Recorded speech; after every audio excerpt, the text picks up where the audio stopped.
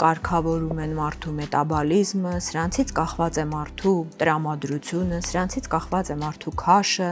սրանցից կախված է մարդու մազերի գեղեցկությունը, մարդու մաշկի գեղեցկությունը, մարդու սրտի լավ աշխատանքը, իսկ սրտի լավ աշխատանքից կախված է մեր ընդհանուր ներքին ուժը։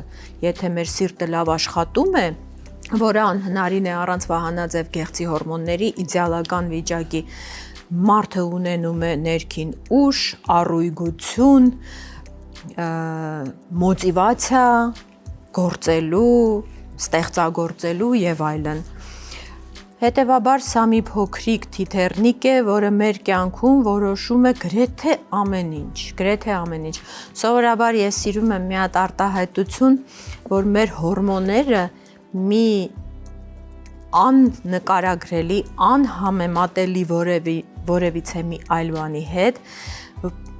կախարդական նյութեր են մեր օրգանիզմում, որոնք մինիմալ քանակներով,